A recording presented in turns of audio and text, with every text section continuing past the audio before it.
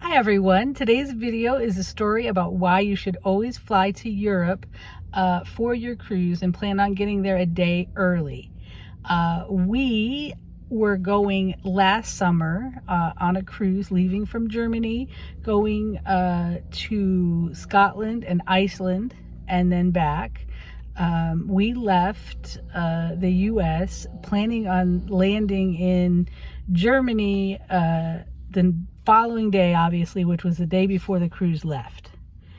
We got to our first plane, and we were supposed to fly from a smaller town to Chicago, and then from Chicago to London, London to Germany. Well, we got to the first plane, and that was canceled because they had had some turbulence to the point that a few of the flight attendants were actually injured, unfortunately. So they canceled that. So instead of, they wanted to rebook us for the following day with the same, go home and try again the following day. And I was like, no, I would like to get to Europe tomorrow. We're trying to catch a cruise. And if we, if the same thing happens tomorrow or there's any delays at all, we're going to miss the cruise.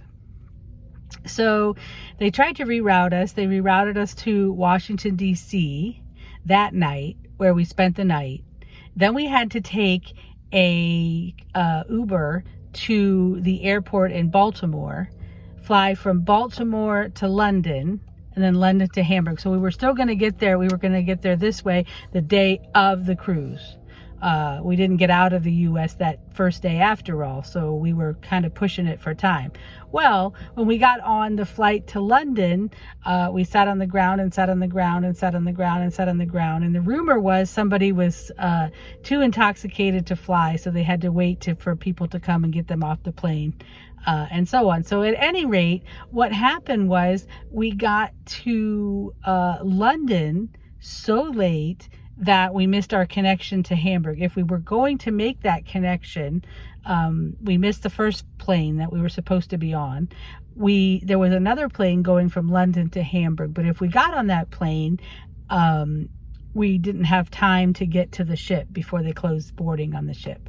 So what we ended up doing was staying in London and spending the night there.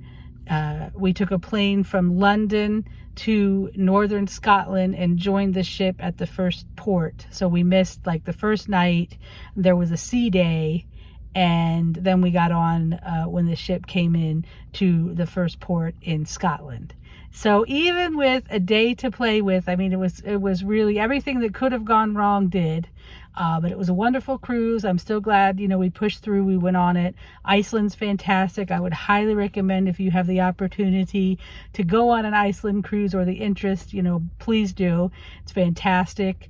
Yeah, so the next European cruise I go on, I'm going to book from a bigger airport and fly direct, because the problem was here. The problem was getting out of the U.S., and even with the day to play with, we still got there too late to meet the ship, to board the ship when we were supposed to.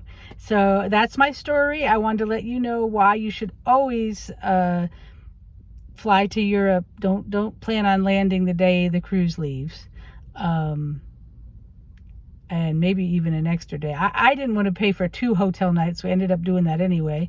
So yeah, book extra time to get there.